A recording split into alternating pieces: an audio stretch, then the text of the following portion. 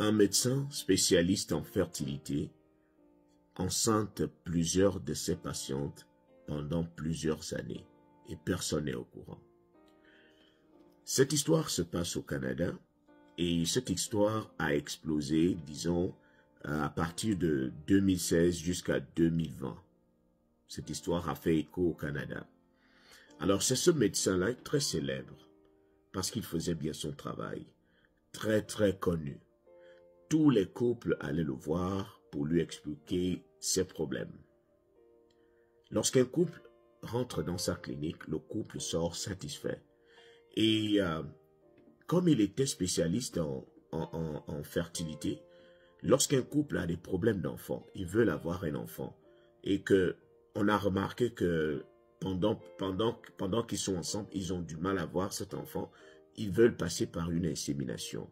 Et pendant cette insémination, on va recueillir la semence de l'homme pour l'introduire chez la femme et faire en sorte que cette femme tombe enceinte.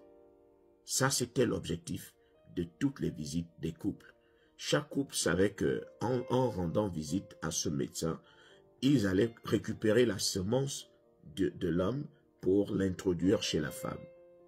Mais qu'est-ce qui était arrivé? Pendant plusieurs années, cet homme, au lieu d'utiliser la semence des différents maris, il utilisait plutôt sa propre semence. Donc les femmes se sont retrouvées enceintes. Elles ont même accouché. Les enfants ont grandi parce que ça fait 30 ans qu'il exerce et 30 ans il opère de la même manière. Un jour, une des enfants, une femme, une fille, disons elle était déjà une femme parce qu'elle a 28 ans, à l'école, pendant qu'elle étudiait le fonctionnement génétique et autres, elle se rendit compte qu'elle était elle-même atteinte d'une maladie génétique au nom de cœliaque. Cœliaque est une maladie de l'intestin grêle. Donc, étant donné que c'est une maladie génétique, elle s'est posé la question de savoir, mais comment j'ai pu contracter cette maladie génétique? C'est une maladie génétique. Ça veut dire que je l'ai reçue de mes parents.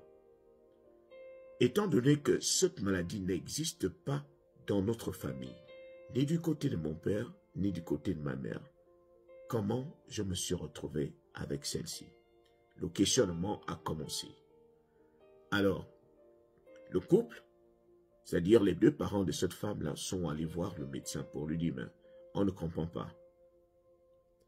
Cette insémination a bel et bien eu lieu. Est-ce que vous avez réellement utilisé la semence de cet homme, de mon mari? Est-ce que vous avez utilisé la semence de mon mari pour que notre enfant vienne au monde?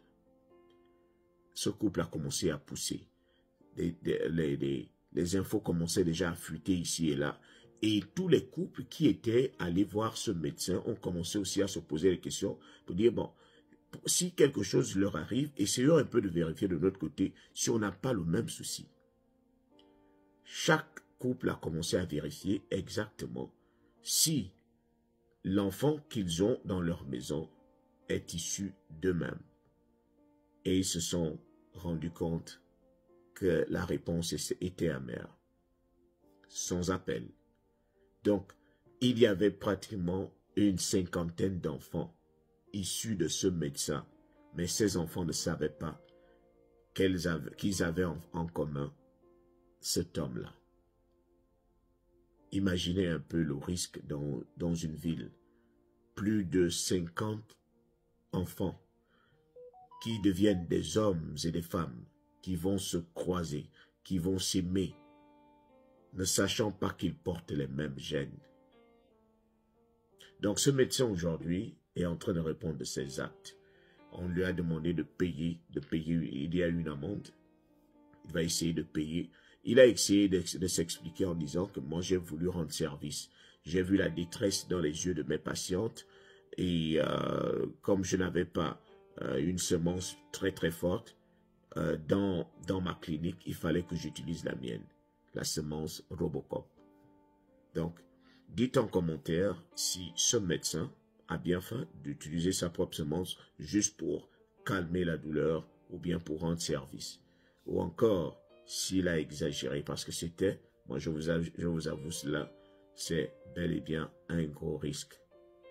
Au moins, si vous tenez le couple informé en lui disant, bon, je n'ai pas de la semence efficace dans ma clinique, est-ce que je peux me proposer de vous donner ma semence Robocop? Elle marche à tous les coups. Ça aurait été la décision du couple pour dire, bon, ou on accepte ou on n'accepte pas. Mais que tu le fasses à leur insu, ils vont élever un enfant alors qu'ils pensaient qu'ils en étaient des parents, alors que c'était toi. Il y a des choses qui se passent dans ce monde.